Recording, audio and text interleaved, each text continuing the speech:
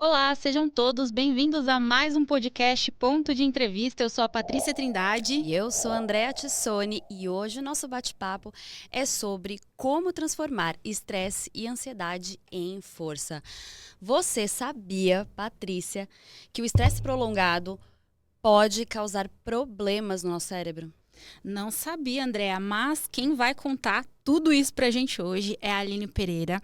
Ela é psicóloga especialista em burnout e ela ajuda aí muitas pessoas, principalmente com esgotamento mental, né? Exato. E ela vai passar todas as informações aqui pra gente. Aline, muito obrigada pela sua participação. Obrigada, meninas. Obrigada pelo convite. Eu acho que a gente precisa primeiro começar você falando um pouquinho sobre você, sobre sua trajetória e o porquê você resolveu dar esse foco no burnout, que é um tema que está muito em alta, inclusive, nos dias de hoje. Bom, eu nasci dentro do Recursos Humanos, né? Eu sou Recursos Humanos por amor, aproximadamente 18 anos de carreiras. E nesse tempo, né, nessa trajetória, eu vi pessoas brilhantes, pessoas incríveis, inteligentes, serem consumidas pelo esgotamento. Então, a psicologia entra aí. Eu tenho uma formação em administração, mas me formei em psicologia, porque o que mais me chamava atenção e o que mais me chama atenção hoje com os executivos são justamente o fato deles não perceberem que estão chegando. O burnout é uma doença extremamente silenciosa. Então as pessoas não percebem que estão chegando no esgotamento. É sempre, aguento mais um pouco, quero mais um pouco.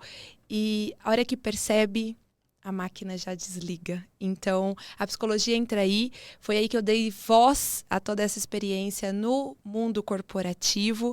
Trago para as redes, trago para a clínica. E hoje ajudo e apoio pessoas, né? Pessoas que trabalham, empreendedores, CLTs, que estão passando por essa dificuldade, que estão enfrentando o esgotamento emocional. Quando você fala de silenciosa, você consegue mensurar o quanto desses sintomas são imperceptíveis ou a gente acaba confundindo com outras coisas? Claro, hoje o burnout ele inicia naquela noite mal dormida, aquilo que o café já não consegue mais fazer efeito, aquele cansaço, aquela falta de atenção. Acontece muito você ler uma página de um livro 10 vezes. Uma frase, a pessoa não consegue se concentrar. Então ela é silenciosa nesse ritmo.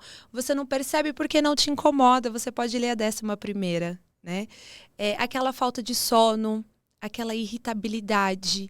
E aí, muitas das vezes, fora do ambiente de trabalho. Porque no ambiente de trabalho você tem uma máscara, você precisa manter a sua imagem. O burnout, ele não inicia no cansaço e no esgotamento mediante o trabalho. É fora, é nas outras áreas. Então você cansa no seu ambiente de trabalho, só que você leva a irritabilidade para dentro de casa, você já fica com um pavio curto, todo mundo chama de pavio curto, né? Então o esgotamento começa ali, você já não consegue mais lidar com situações corriqueiras de uma forma leve, de uma forma mais equilibrada ou diferenciar os cenários. Então, o silêncio começa nesse devagar. E você vai deixando, porque não te incomoda, porque não faz. Não está te atrapalhando no que é mais importante para você ali naquele momento. Então, por isso o silêncio. Por isso que ela é muito silenciosa. Quando você já vê, você já desligou inteirinho.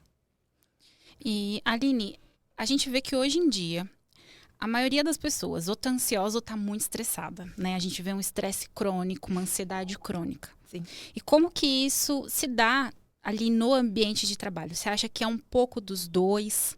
Acaba sendo o ambiente de trabalho muitas vezes que leva a pessoa a esse estresse e essa ansiedade? Ou, né, os eventos externos que a gente vive também influenciam? Como que você vê isso nesse ambiente de trabalho inicialmente? Tá. Primeiro, vamos diferenciar a ansiedade, né? Acho que é muito importante. A ansiedade, ela prepara o nosso corpo para fuga ou para luta. Muitas das vezes a gente foge. Sou ótima de Né? fugir. Fuga. Não vou fazer, não vou enfrentar. E isso vai gerando os pensamentos distorcidos. Esses pensamentos distorcidos influenciam no nível do seu estresse. Então, o estresse é uma emoção. Ela vem de um pensamento. Hoje, os nossos pensamentos influenciam as nossas ações e os nossos sentimentos, o nosso sentir. Então, se você está o tempo todo querendo mostrar serviço, se você está o tempo todo não relaxando, não se permitindo descansar, falando para si mesmo que você é um inútil, que você merece fazer mais do que o outro, fazendo comparações injustas, você vai mantendo o seu cérebro em estado de alerta o tempo todo. E ele gera os hormônios de estresse. Então, hoje o ambiente, ele é muito importante, ele impacta e influencia toda a sua ação e todo o seu comportamento, mas o interno, os seus pensamentos, o que é oriundo das suas crenças centrais, é o que mantém e reforça essas emoções dentro da gente. E eu queria muito emendar já numa outra pergunta. Você falou sobre o descanso, a importância do descanso. Eu tenho uma leve sensação, assim, uma amiga minha tem uma leve sensação. Uma prima me contou. Prima, Exato. É Sou clássico, eu, né? A gente entendeu, Patrícia. Tá bom. Enfim. Mas acontece, chega o final de semana e aí eu acho que descansar é dormir. É ficar no celular. Vou tirar o dia pra dormir. E aí eu deito e fico lá, tranquila. Quando chegar na segunda-feira, o meu corpo é como se eu não tivesse descansado absolutamente nada. E esses dias eu vi exatamente uma outra profissional comentando sobre isso, que o descanso não é você pegar o celular e assistir uma série, você deitar e dormir como a maioria das pessoas pensam. Então, o que é esse descanso pra gente fazer essa limpeza mental? Também é. Eu acho que cada um adapta, mas não só, tá?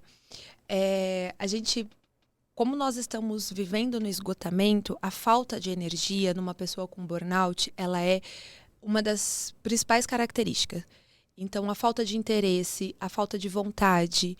Então, o deitar no sofá e ficar rolando feed faz parte da vida desse ser humano porque ele está sem energia, né? Imagina você pegar um controle de uma televisão e querer ligar a televisão. Isso não vai acontecer. Ela não vai ligar se você não tiver a pilha. Então, o esgotamento, ela traz essa sensação de que se eu ficar aqui deitada no meu sofá rolando feed, eu vou estar descansando. E não é isso que o seu corpo pede, porque a sua mente não está descansando. O seu cansaço, o burnout, não é um cansaço físico, apesar dos sintomas serem físicos. Ele não é um cansaço físico, ele é um cansaço da mente. Então, você não tem que relaxar o seu corpo, você tem que relaxar a sua mente.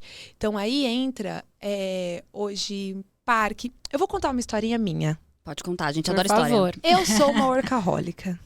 Bem-vinda ao clube! Olha aí, amiga, não tá sozinha. Não. Eu sou uma workaholic. Já fui muito mais, mas esses dias até alguém me disse assim, faz o que eu mando, mas não faço o que eu faço, Aline Pereira. Exatamente isso. Mas tem dias que a gente sabe que a gente precisa trabalhar um pouco mais, mas não é todos os dias. Hoje eu sou uma workaholica equilibrada. E eu descobri por muito tempo que o descanso não era exatamente ficar maratonando uma série. Não só vai ter final de semana que eu quero maratonar aquela série, né? Aquela série interessante, aquela coisa que começou novo, que tá todo mundo falando. E eu quero terminar aquilo no final de semana. E tá tudo bem, porque é um desejo, é uma vontade. Não tem nada a ver com falta de energia. Você sabe que você está... E aí, às vezes, falta de energia é visto como preguiça. E a pessoa começa a se julgar porque está com preguiça. Então, você entende o ciclo do burnout? Você entra em próprio julgamento. E aí, como uma boa workaholica, eu imaginava que ficar na cama, deitada no sofá, rolando feed na internet o tempo todo, inclusive consumindo conteúdos que vai me gerar muito mais estresse, que vai me gerar uma comparação injusta, o outro consegue, o outro não consegue, enfim. Então esse era o ciclo. O descanso, a gente chama de descanso ativo. É fazer coisas para o seu cérebro relaxar. Então, eu que sou mãe, eu que sou pai... eu que sou mãe, eu que sou pai... não tenho os meus filhos, então por que não levar os meus filhos ao parque, ao shopping, à Disney, né? Quem pode, enfim. A né? gente chega lá, Patrícia. A gente chega lá, a gente chega lá. Amiga. Enfim, né? Então, assim, fazer realmente um descanso ativo. Não é o descanso para o seu físico. Às vezes você chega no final do seu dia de relaxamento, mais cansado fisicamente, com sono. Então, quando a gente realmente descansa o nosso cérebro, vem outras vontades. Então, você chega e deita e dorme. Você consegue, não fica aquela situação de rolar, aquela irritabilidade. Você passa um dia no parque. Então, o descanso, quando a gente fala você precisa descansar, não é você ficar deitado no sofá. É você ter força e ter energia para levantar e fazer coisas para você. Tirar aquelas pendências, ir para um parque, ir para um cinema, stand-up. Hoje, eu introduzi na minha rotina de descanso o stand-up comedy. Então, eu amo começar o meu fim de semana sorrindo. Rir é o melhor remédio, né? E aí, hobbies, né? Introduzir hobbies. Uma leitura. Eu não gosto de ler. Eu tenho um paciente que ele fala assim, não me coloca para ler. Eu gosto de escutar, ele gosta de audiobook. Então vamos colocar um audiobook. É o que você quer. O que funciona para mim, talvez não funcione para você. Posso passar uma lista infinita de coisas que hoje eu introduzi para mim. Então, durante a minha semana, eu coloco... E aí é programar a agenda. O que eu aprendi, e hoje o que eu me pergunto sempre, eu adiaria essa reunião? Eu adiaria esse meu paciente? Não, porque eu sou workahólica, eu não vou adiar nada. Então, por que eu estou adiando e negociando um tempo comigo? Então, o meu tempo de descanso também está na minha agenda. Eu tenho o meu tempo para o beach tênis, eu tenho o meu tempo pro Pilates, eu tenho meu tempo da academia, tá ali e é inegociável. Inegociável. Porque eu não adiaria uma reunião. Eu não faria não se entrasse uma reunião da minha diretora na minha agenda. Então, por que eu estou adiando quando eu coloco 45 minutos com o personal para malhar? Então, o descanso é isso. É você não negociar. Não é achar tempo. É proteger o seu tempo. Isso que é o descanso. Tá? E aí não adianta eu passar uma lista. Eu acho que tem que ser o que funciona para você naquele momento.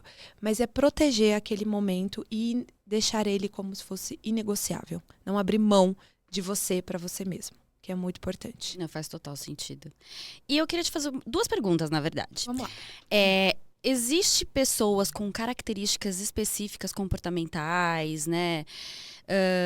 Emocionais, que tem mais predisposição a se deixar levar pelo burnout, a adquirir o burnout. E outra coisa importante, existe algum número, pessoa que trabalha com dados, existe algum número de gênero, quem mais gênero feminino e masculino que possui burnout? Tem. A primeira pergunta, então. As pessoas que mais apresentam probabilidade de burnout são as pessoas com baixa autoestima. As pessoas com a baixa autoestima, elas têm um pensamento de inutilidade, perdão, fugiu a palavra, mas de nunca ser suficiente? De nunca ser suficiente, isso, de inútil, fracassado, sim. Era essa a palavra, fracassado, de nunca se sentir aquela síndrome de impostor. Uma síndrome de impostor. Então, a pessoa com baixa autoestima, ela já tem ela apresenta a baixa autoestima nela como ser humano. Então, no ambiente de trabalho, isso se propaga, isso fica muito maior. Porque ela vai começar as comparações injustas, a catastrofizações. Então, eu vou perder o emprego. Se eu não fizer isso,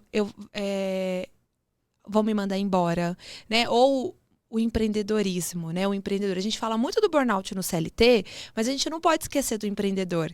Porque eu ouvi recentemente, trabalho no almoço para jantar à noite. É algo assim do tipo. Então, eles não param. É uma frase que eles usam para não parar. Então, se eu não fizer isso, se eu não trabalhar 24 horas de domingo a domingo, eu vou falir, né? Então, a pessoa começa a a baixa autoestima, né? Ela começa a trabalhar dentro desse ser humano com esse sentimento de inutilidade, com esse sentimento de fraqueza. Então, hoje, as pessoas que apresentam burnout, a primeira coisa que a gente trabalha e aplica teste e escala é a autoestima, tá? Porque hoje isso representa 90% das pessoas com burnout. E quem são, né? Dados. Já até imagino. Já imagino também. Os dados vêm mudando, mas mulheres hoje representa o maior número de esgotamento. Porque hoje a mulher, ela, além, né, da carreira, de se provar, a gente século XXI, ano de 2025, mas ainda existe a prova social, a prova do gênero, né? Então, e aí vem esse pensamento enraizado. Se eu não fizer melhor, se eu não ser melhor, eu não vou ter voz. Eu trabalho num ambiente que é masculino. Eu sou recursos humanos de uma transportadora, uma multinacional. O transporte e a logística no mundo é um ambiente predominante masculino. Né? Eu tenho um quadro de 48% de mulheres nessa logística. Ou seja, mais da metade ainda é representado por homens. Então, eu tenho pares homens que, quando eles falam, é diferente do quando eu falo. Então, hoje a mulher chega ao esgotamento de uma maneira mais rápida. Porque, além de todo o ambiente de trabalho, eu preciso me provar, eu preciso ser melhor. Então, mantendo esse meu cérebro em estado de alerta o tempo todo, eu estou falando que ela também atribui outras coisas. A pressão estética, a pressão de casa. Então, tem muitas mulheres que, além de uma carreira, está construindo uma família. E uma coisa não anula a outra, você pode construir as duas ao mesmo tempo, se você dá conta, se você acha que está tudo bem, né? Então, o equilíbrio é saber o que você está dando conta, o que você quer. Então, a mulher hoje representa o maior número de esgotamento e hoje 90% dos meus pacientes são mulheres. Eu imaginei. Eu acho mulheres. Que a Andrea também imaginou. Não, total. E eu falo isso porque eu não sei se eu estava com burnout, tá? Não sei, nunca fui diagnosticada, mas eu ia pro banheiro chorar todo dia. E eu esgotamento. Não dormia. Mas eu vejo que, assim, quando você falou sobre baixa autoestima, eu sei, é meio que perceptível que mulheres já carregam essa baixa autoestima até por conta... Essa pressão social, né? É uma pressão social desde criança. A gente cresce com cobranças de corpo, de comportamento, de ser agradável e agradar a todos. E isso acaba gerando uma consequência lá na frente. Sim. E fora toda essa pressão estética. Então, essa pressão de casa, mulher ela é em volta de muitas coisas, né? Então, hoje ela representa o maior tempo. Então, mulheres, se cuidem. Cuidem de vocês, protejam o seu momento, protejam a sua vida. Façam com que vocês ficam inegociáveis, transforme. Tome as rédeas. A autorresponsabilidade no burnout, ela é muito importante. Porque o mundo erra, as pessoas erram com a gente, a empresa vai nos dar pressão, são metas irreais, é um culto à produtividade muito alto. A gente sabe disso. Mas então, por que autorresponsabilidade? Porque o ambiente está te mandando muita coisa. Se você não tomar a rédea disso, se você falar, opa, aqui é o meu limite, né? E a baixa autoestima vem com muita dificuldade de falar não. Eu ia falar sobre isso. Tava na minha cabeça, eu ia falar. Vem com muita dificuldade de falar não. As pessoas não sabem falar não. Eu trabalhei com algumas pessoas que, me dá aqui. Meu chefe tá vendo o que eu tô fazendo. Eu sou um polvo. Né? E um dado importante que você não me perguntou é a idade. Hoje, assim, tem mudado. A gente percebe uma nova geração vindo aí, a geração Z E vindo eles não aí. aceitam, não, viu? abaixa. E eu acho que a gente tem muito que aprender com eles. Muito claro, assim. Eu sou especialista em recrutamento e seleção. Eu faço entrevistas com essa geração. E às vezes eu quero... né?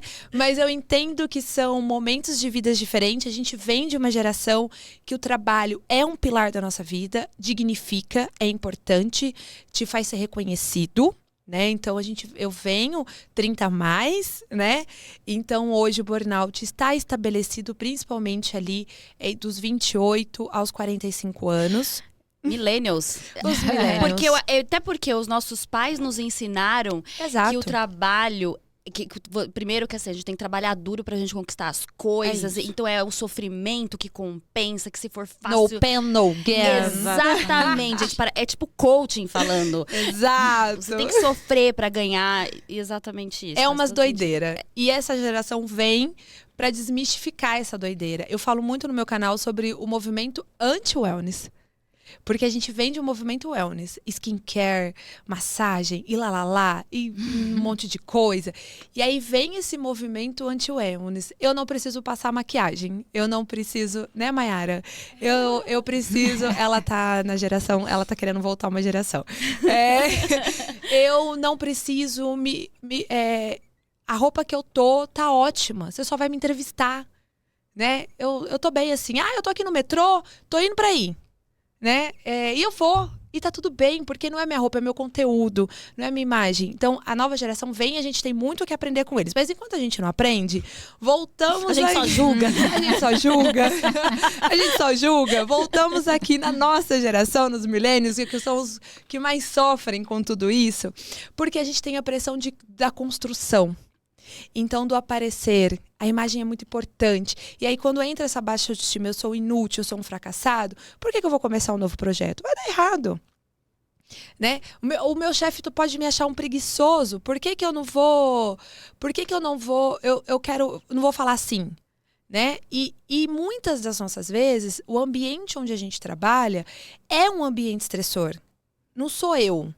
Não é só os meus pensamentos. Às vezes, nós temos fatos concretos que o ambiente, os colegas, o líder faz com que nós desenvolvemos o esgotamento, nos leva ao esgotamento. Então, às vezes, nem tudo só é pensamento, tá? Não é tudo só vem da gente dentro. O ambiente nos coloca nisso. Então, se você tem um fato comprovado, o que a gente trabalha muito na psicologia é, existe um fato? Se pergunte, olha o ambiente. O ambiente está me trazendo para o esgotamento? O meu líder é um líder esgotor que não tem limites, que cultua a produtividade? Eu tenho colegas de trabalho que reforçam e mantêm esse meu esgotamento? Colegas de trabalho levam a burnout. Eu já tive pacientes que o tom de voz de uma colega de trabalho deixou ela esgotada, porque a pessoa só gritava. Nossa, Imagina você você passa 80% do seu dia no trabalho, vamos falar de um CLT, 8 horas e 45 minutos, numa escala 6 por 1? Numa escala 6 por 1? Com a pessoa gritando Com a lá. pessoa gritando. Vamos falar de um call center? Nossa. Pesadíssimo. Então, assim, o ambiente também influencia. Se você não fala não, e aí se você entra com isso, com a sua baixa autoestima, com a sua baixa autoestima e com o seu pensamento distorcido, você começa a não falar não. Então, eu preciso provar para minha chefe que eu sou boa, então me dá várias coisas. E aí eu não faço nada. O esgotamento chega a um certo ponto que eu já vi, percebo, e recentemente aconteceu isso, da pessoa não conseguia fazer uma apresentação de PowerPoint. Ela tá tão presa no fracasso que ela passou 8 horas e 45 minutos do dia dela fazendo uma apresentação de PowerPoint. Ou seja, no dia seguinte, ela tinha que estudar essa apresentação, porque ela era owner dessa apresentação. Ela tinha mais as atividades que ela deixou no dia anterior e mais as atividades daquele dia. O estresse estava na onde? Você encontra a pessoa na cozinha assim. Tremendo. Se enchendo de café. Porque aí o café já não faz mais efeito. Porque o sair não faz mais efeito. Então, respeitar o seu limite. Falar, não consigo agora. Posso depois, quando eu terminar essa atividade. O não vai fazer você perder o seu emprego. Não é o não é você se colocar limites. Não vai fazer você perder o seu emprego. Então, isso é muito importante. Isso é uma internalização. Nossa, eu tenho muitas perguntas, meu Vamos Deus. lá. Eu sei, porque eu tô pensando na Patrícia. Eu tô assim, com muitas perguntas. Mas antes de fazer uma pergunta que a gente tem dúvida aqui, tanto eu quanto a Andréa, eu vou te perguntar algo, Patrícia. Tá? Você acha que hoje nós trabalhamos para viver ou vivemos para trabalhar? Uau! Que essa pergunta eu me faço todos os dias. O que eu tô fazendo? Eu tô trabalhando para viver ou tô vivendo para trabalhar? Essa é uma pergunta que eu me faço, porque assim, eu vivo no trabalho e eu acredito que a maioria das pessoas também, por conta Principalmente a nossa geração. da escala de trabalho e Exato. as preocupações. Sim. Então, trabalhamos para viver ou vivemos para trabalhar? Hoje, pensando numa média mundial, nós vivemos para trabalhar. Né? Não tem... a vida nos pede isso. Mas isso leva ao esgotamento. O quanto isso o quanto isso é complicado. É perigoso. Porque você não sabe o limite. Se você trabalha para viver, então você entende que aquilo não rege a sua vida. O trabalho é um pilar, é uma ilha da sua mente. É uma ilha da sua vida. Você vai ali, pega o coquinho e leva para casa. Quando você faz o inverso, quando você faz daquilo algo, o único pilar, todo o resto desmorona. Por isso que a gente vê relações familiares ruins, pessoas com fobia social, com falta de energia de interação. E o ser humano não foi feito para viver sozinho. O ser humano foi feito para interagir. Foi feito para estar com pessoas.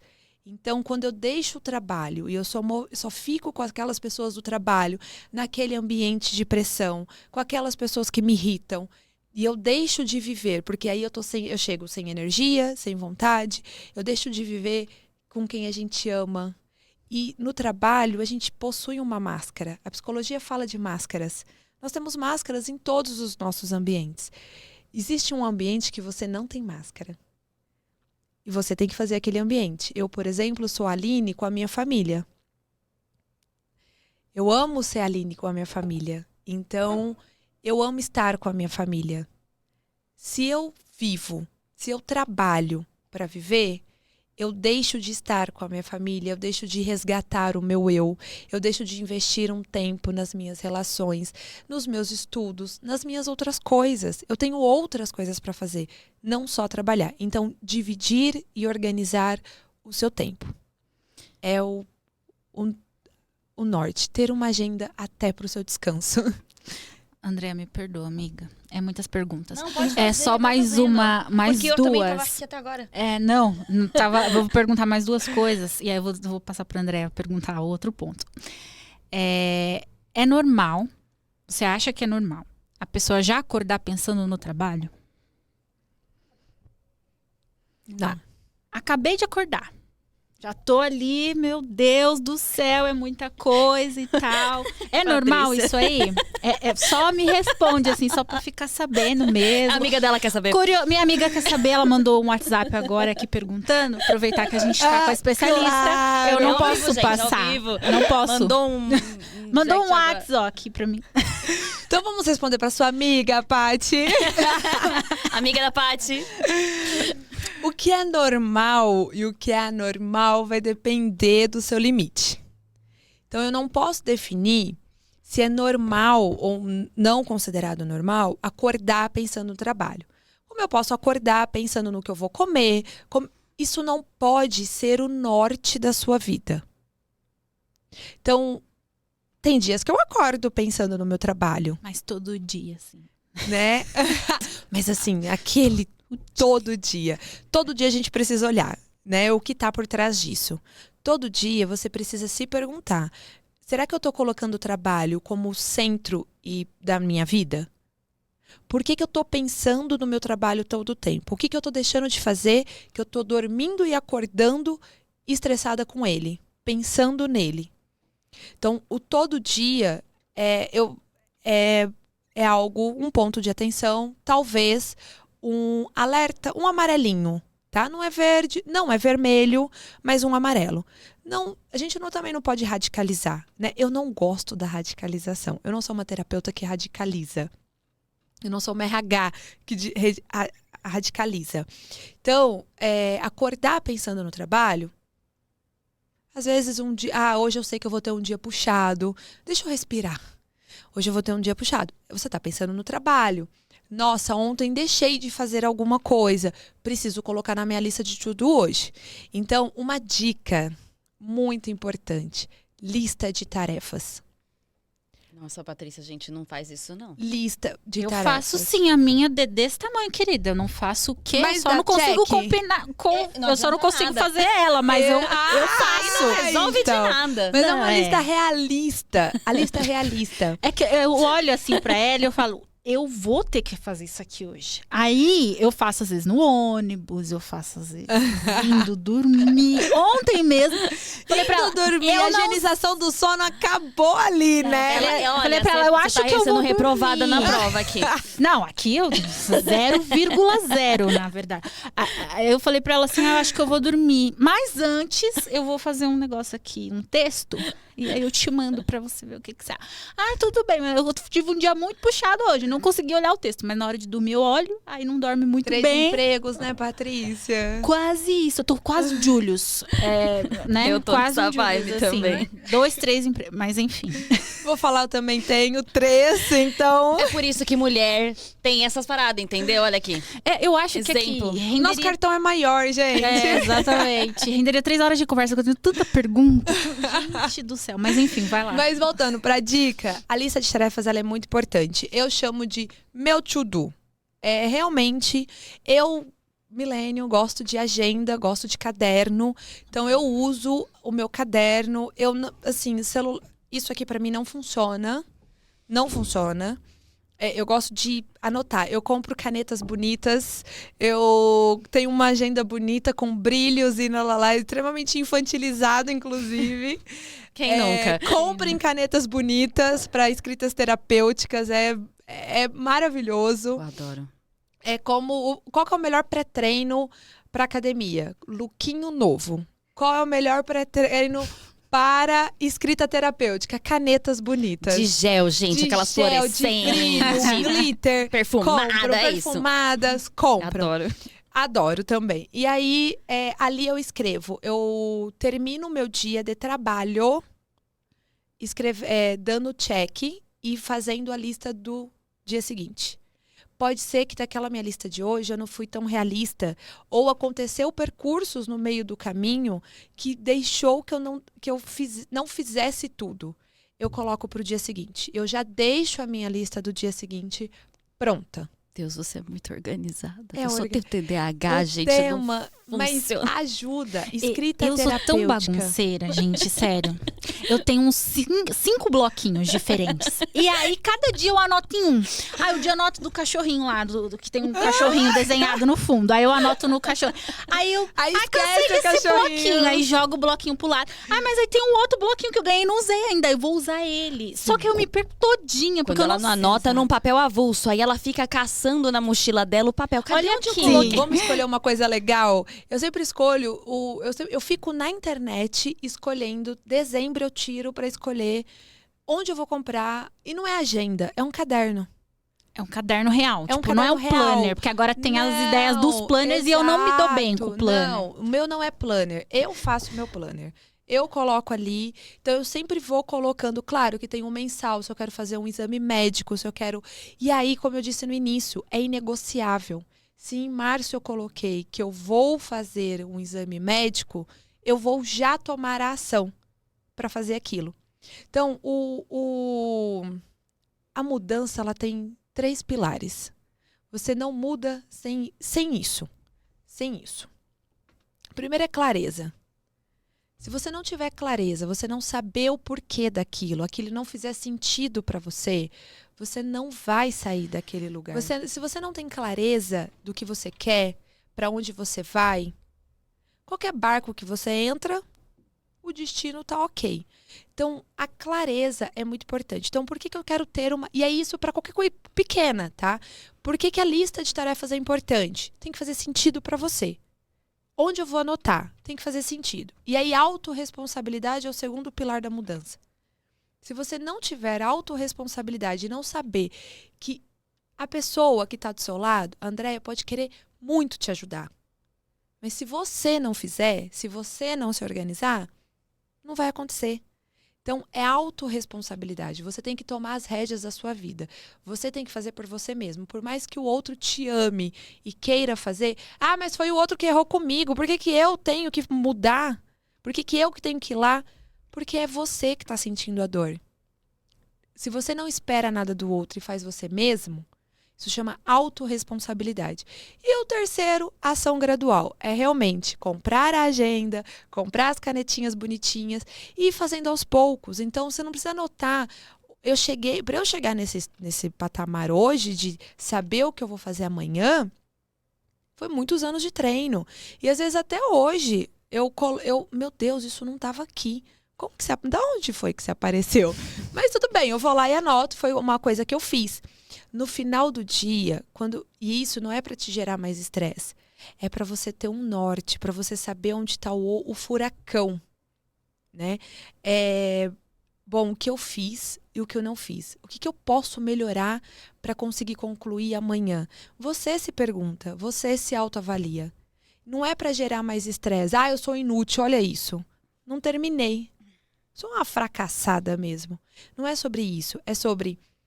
Não terminei hoje. O que aconteceu? Porque tem aquele dia, gente, que o primeiro e-mail do dia acaba com aquela lista de tudo inteirinha. Olá!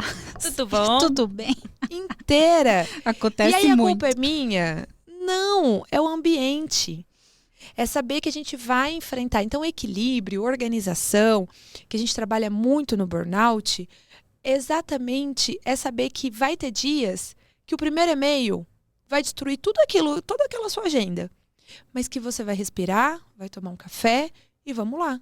Então, hoje eu não consigo fazer isso. Eu quero encaixar durante o resto da semana o que eu vou deixar de fazer hoje. Então, é você saber que não é por conta de você. Não é porque você é um fracassado que você não deu conta. É porque surgiram outras demandas mais importantes, mais prioritárias. E aí tem a definição do que é prioridade, o que é urgente. Porque as pessoas confundem também. Né? O que é prioridade zero é o que eu vou fazer agora. O que não dá tempo. O que é prioridade zero para um médico? O coração parar e eu ter que ressuscitar. Né? Ele não vai lá. O coração da pessoa parando, ele vai para a urgência. Olha, você tem diabetes? Você tem alergia? O coração da pessoa está parando. Qual que é a prioridade zero? É urgente ele saber, porque ele vai aplicar remédio. Claro que é urgente ele saber a ficha médica desse paciente.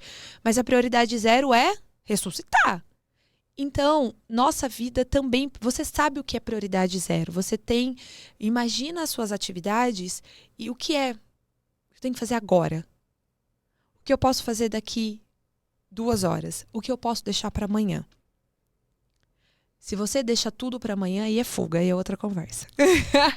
Se você deixa tudo para amanhã, é fuga. Oi, Patrícia, tudo bom? Aí é fuga, aí é uma outra conversa. Sou ótima de fugir. Deixa eu te perguntar uma coisa. A gente tá falando, né, sobre qualidade de vida.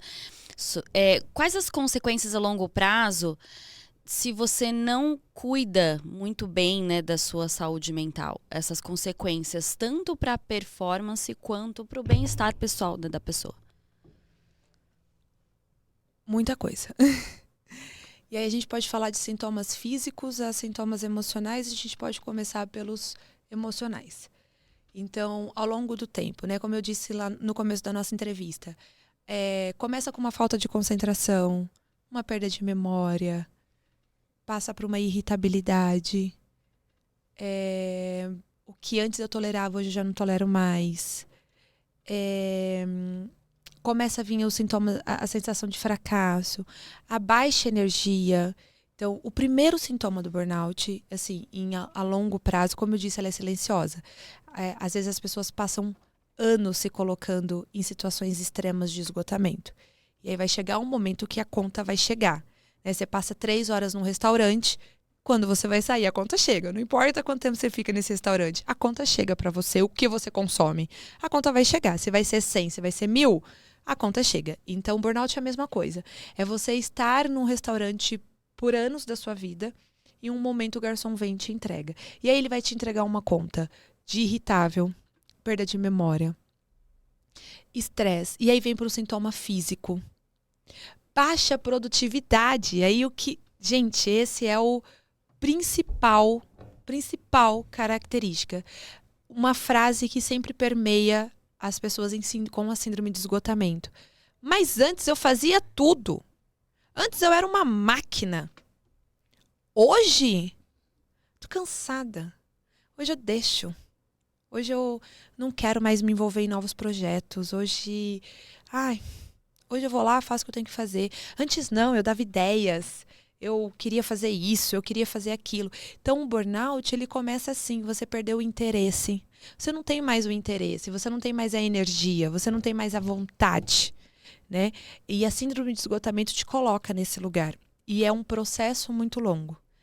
Até chegar no momento da máquina desligar. Então, o que é isso? Sintomas físicos. Dores pelo corpo. Dores de cabeça, dores na nuca. Começa, preciso de uma massagem. O esgotamento, assim, e é silencioso. Quem não precisa de uma massagem? Né? Eu tô lembrando do meme da Márcia Sensitiva. Queda de cabelo, dores nas costas. Maravilhosa, Nossa, minha musa. E não é encosto, é esgotamento.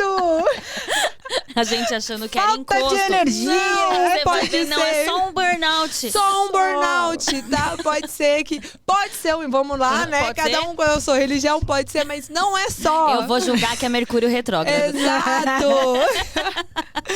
Pode ser, mas não é só o encosto, não é só um Mercúrio. Não vamos pôr a culpa no outro, vamos pegar a autorresponsabilidade, o segundo pilar da mudança, né? É onde eu estou, o que eu faço. Na verdade, é o que eu deixo de fazer por mim, por o meu limite, né? Então, se eu me coloco nesses ambientes estressores, se eu não mudo o meu pensamento, se eu não me questiono se o que eu estou pensando é real. Porque pensamento distorcido e pensamento intrusivo é irreal. É o nosso cérebro. Às vezes, o nosso maior inimigo e o nosso pior inimigo somos nós mesmos. A gente concorre com a gente mesmo o tempo todo. O colega do seu lado que quer o seu cargo, não é com ele que você está concorrendo. Você está concorrendo com você mesmo. Porque você pode se destruir. E como eu disse no começo, eu conheci pessoas brilhantes que se destruíram. Não foi destruído. Porque não soube colocar o limite. Acontece, e aí voltando nos sintomas físicos, domingo à noite, vai aqui no São Camilo. Domingo à noite, no São Camilo. Pega as fichas. O maior número de pessoas que estão ali são por esgotamento, pelo medo da segunda. O Sunday Scares existe. E aí é coisa física. Eu tô falando de pessoas que entram com um protocolo de infarto.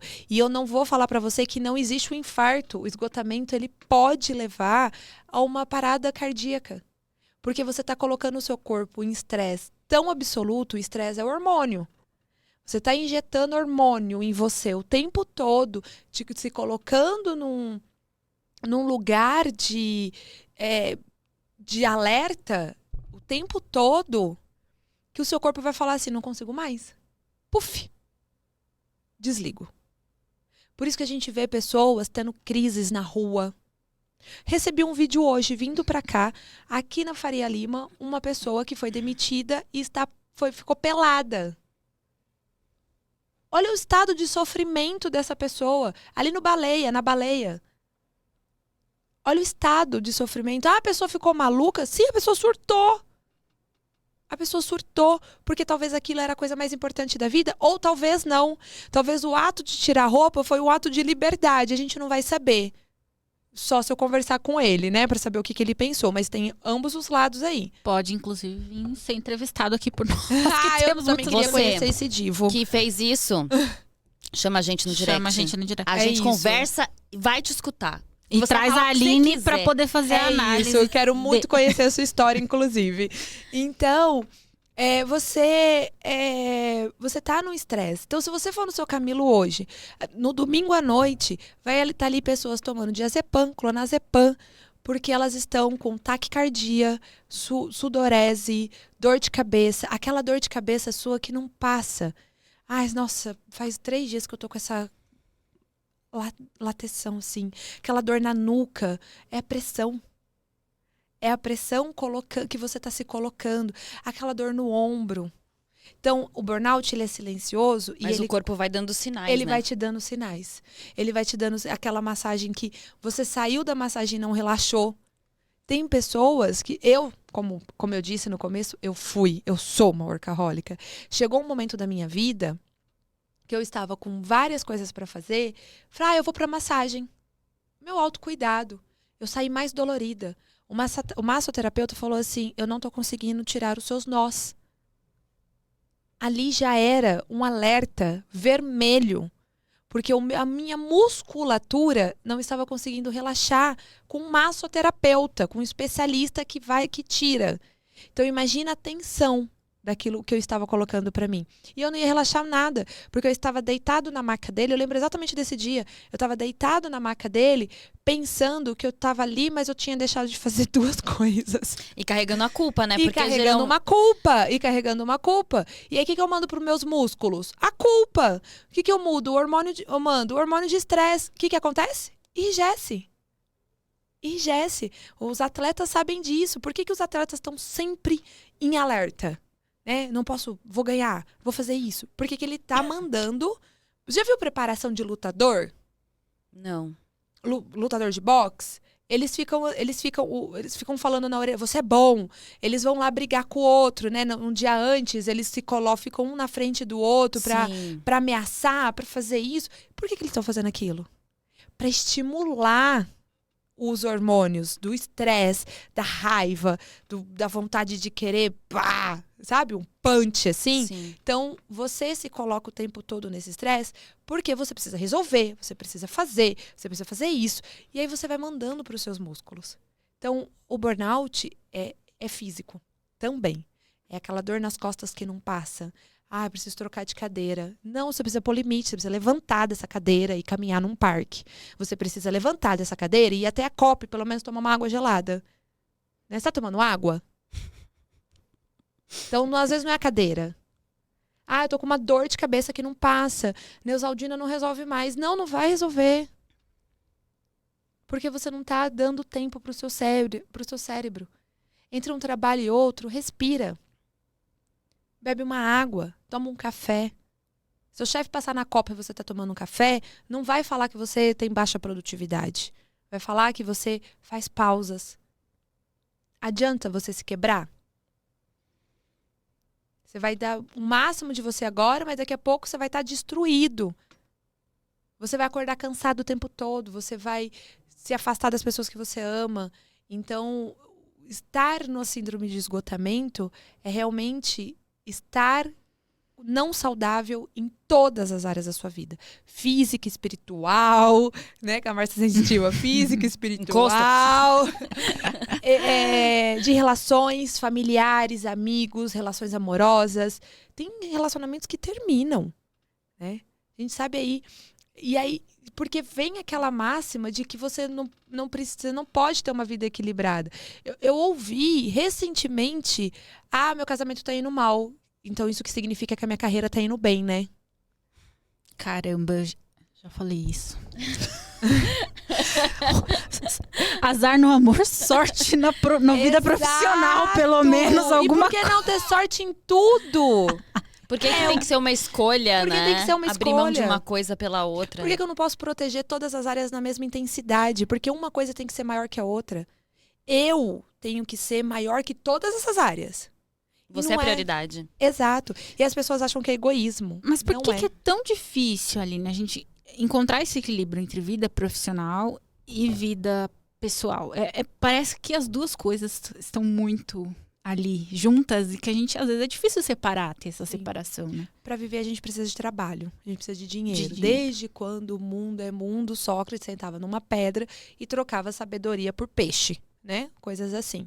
Então, a gente sempre vai olhar, eu preciso ter mais, fazer mais, para levar meus filhos na Disney, para levar meus filhos para tomar um McDonald's, para sei lá, para eu comprar um lookinho bonitinho.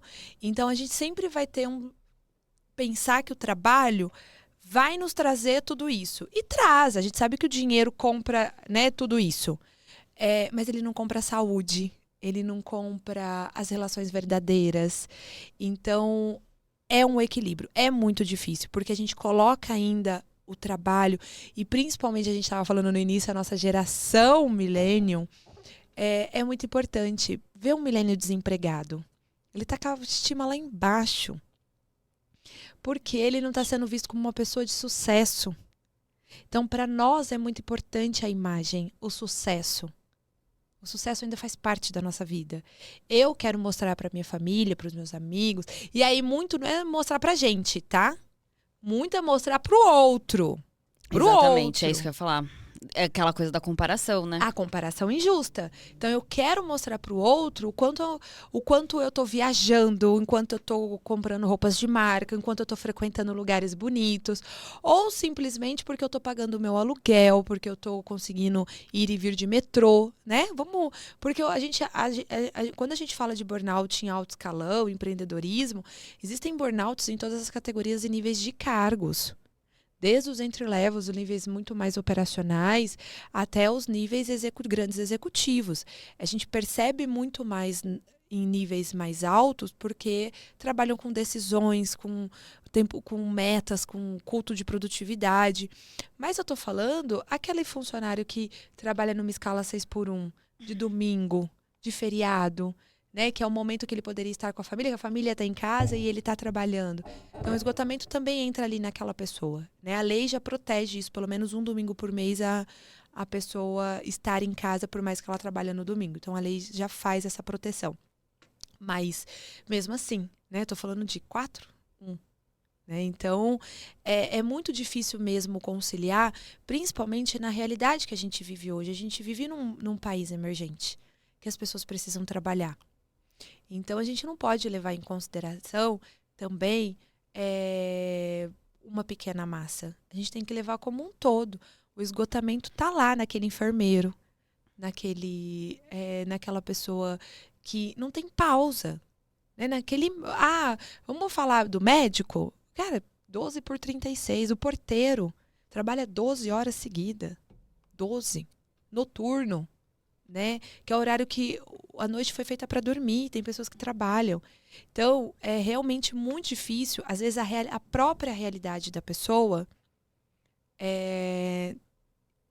leva ela ao esgotamento. E é uma realidade que talvez ela não vá conseguir fugir tão cedo. Mas ela consegue, dentro dessa realidade, fazer ferramentas, fazer atividades, trazer o bem-estar, mesmo diante esse desafio. Então, o burnout não é ter uma vida equilibrada. Nossa, trabalhar de segunda a sexta, 8 horas por dia, das 8 às 4. Nananã. Não é sobre isso. É para fazer lista de tarefas. É também olhar de que eu posso fazer dentro do meu caos. Né? O que eu posso fazer de melhor para mim? Como eu vou me proteger? Eu não tenho outra realidade. Eu tenho que trabalhar 12 horas, eu tenho que trabalhar noturno, eu carrego caixa o dia inteiro. O que eu vou fazer? Eu vou fazer pausas a cada 10 caixas? Eu vou respirar? Eu vou ir tomar uma água? No meu dia de folga, eu vou fazer uma folga produtiva? E aí, não é sobre produtividade, não é cultuar a produtividade, é aquele descanso ativo.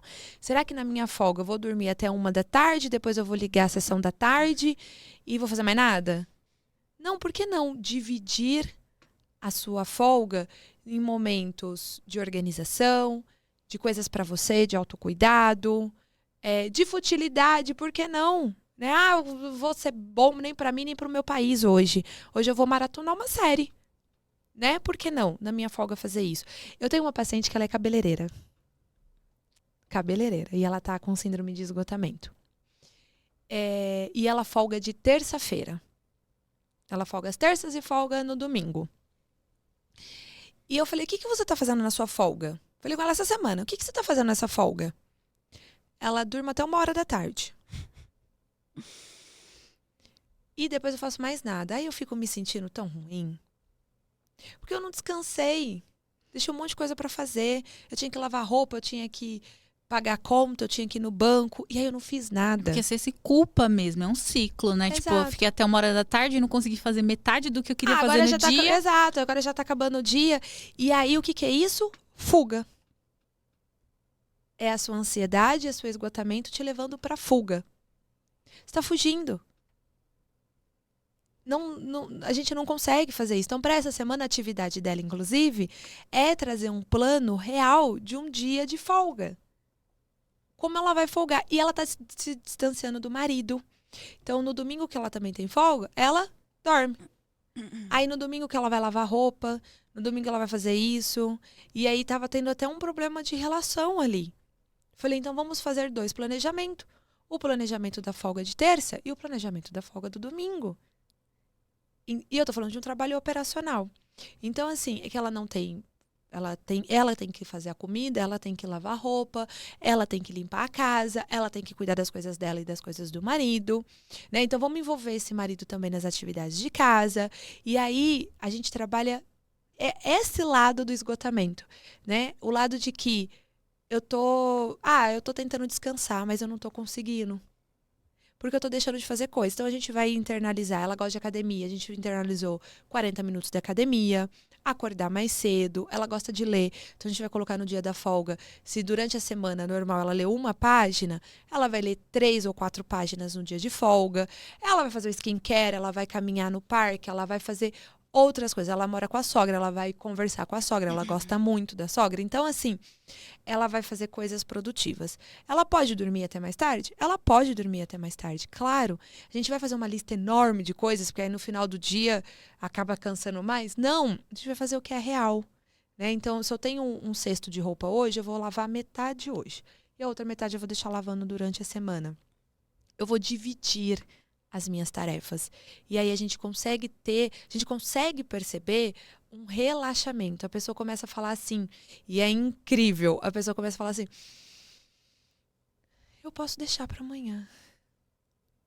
Pode. Eu posso deixar para outra folga. Então, na folga que vem, eu tenho que resolver algo de banco. Então, eu já vou programar que da 1 às 3 da tarde, eu vou estar no banco. Então, talvez eu não vou lavar roupa. Eu não vou fazer isso. Então, você está vendo que quando você programa, você tem uma visão de um todo? Você tem uma visão? Tem um filme muito antigo da nossa época, chama Twister. Uhum. Eu uso muito, é do Furacão. Sim. A nossa vida é aquele filme. É o Furacão. Para quem assistiu, muitas das vezes o mocinho e a mocinha tá dentro do furacão. Tem a hora até que um pai, sei lá, morre porque tá dentro do furacão. Quando você tá dentro, você tá vendo aqueles carros passando em cima, o carro você morre, porque você não sabe. E aí muitas das vezes o mocinho ia fora do furacão, porque ele quer olhar o tamanho, para onde o furacão tá indo. Então, quando você se planeja, quando você se organiza, e a ferramenta principal da síndrome de esgotamento é o planejamento e a organização. É a autorresponsabilidade. E é a ação gradual. Se você se planeja, se você se organiza, você consegue ver para que lado está indo esse furacão. E você consegue tomar ação. Você consegue ter controle e rédea. Se você está dentro dele, você não vê para onde ele está indo, o que vai vir para o seu lado, o que vai bater na tua cabeça. Tá? Então, é uma das principais ferramentas hoje do burnout. Organização. Incrível. Né, Patrícia? Você também. Não, Nós mas duas. é amiga pro WhatsApp. É a minha amiga que mandou aqui, ó. Eu queria te perguntar mais uma coisa, Aline, pra gente ir caminhando aí pro encerramento. A última coisa que a gente... Eu não queria que acabasse. Eu também não queria, porque eu tinha muitas perguntas aqui. E eu espero que eu tenha respondido. Nossa, gente, super ajudou. Eu já falei, amiga, terapia. Terapia. Vamos lá, Aline. Fala pra gente, quem tem autoestima baixa e tem a questão da autoestima, o problema com a autoestima, e não tem essa autoconfiança, tem alguma atividade prática que você direcione para essa pessoa, alguma coisa que ela possa fazer para incluir nessa rotina e também ter essa melhora na autoestima? Várias. Eu acho muito importante. Dicas, assim, é primordial. Primeiro, assim, no momento de estresse alto, perdi a memória, não consigo, saia do lugar. Vá tomar água gelada. Não importa se tá 3 graus negativo. Água gelada. Ela reacorda seu cérebro. Ela reativa. Caramba, eu Tá? detesto água gelada. Eu amo água gelada. E um copão, tá? Então sai mesmo do ambiente, toma um belo copo de água gelada, devagar, respirando, e seu cérebro acorda. Então, no momento de estresse, aquilo. Para baixa autoestima, atividades de amor próprio. Não tem outra atividade do que você se reconhecer todos os dias. E aí não é papo de coaching, mas é fortalecimento da sua imagem.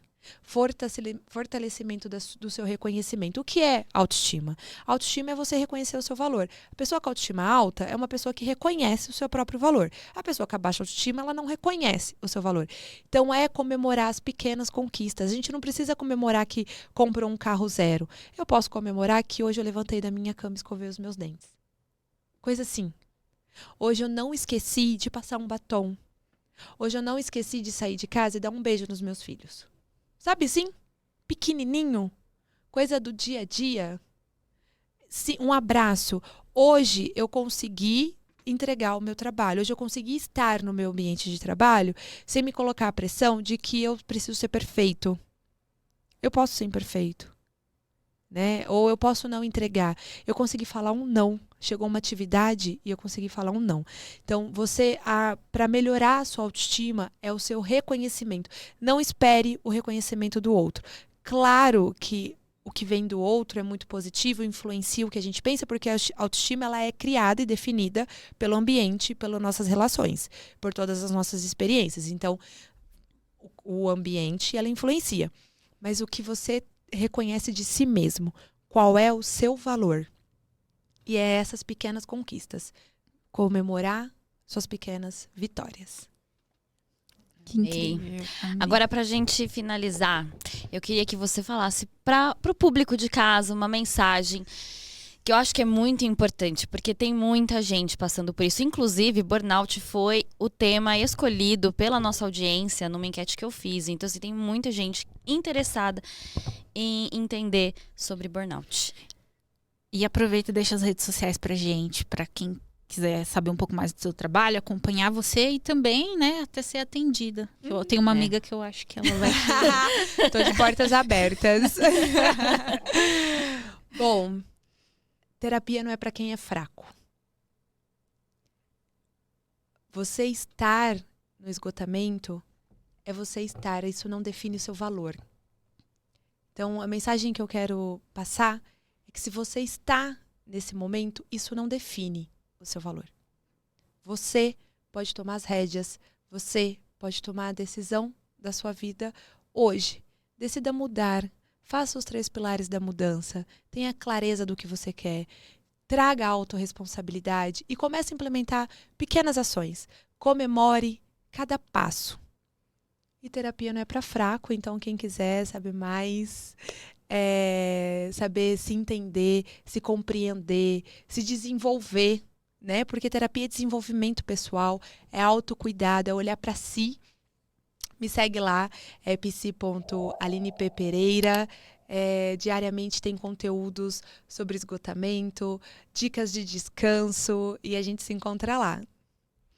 Aline, muito obrigada pela sua participação. Obrigada. Eu amei. Eu queria tanto falar sobre esse assunto, porque eu acredito que tem muita gente passando por esse tipo de situação e não sabe que está, acha que é normal. Exato. Então, pra gente foi muito especial sua participação aqui. Muito obrigada. Obrigada, meninas. Foi Obrigada. maravilhoso. Eu amei. Aprendemos demais. Total. Então é isso, o ponto de entrevista fica por aqui. Acompanhe a gente nas redes sociais, curta esse vídeo, siga no nosso canal. E ficamos por aqui, né, Andréa? Ficamos. Até a próxima. Até Beijo. o próximo. Tchau, tchau.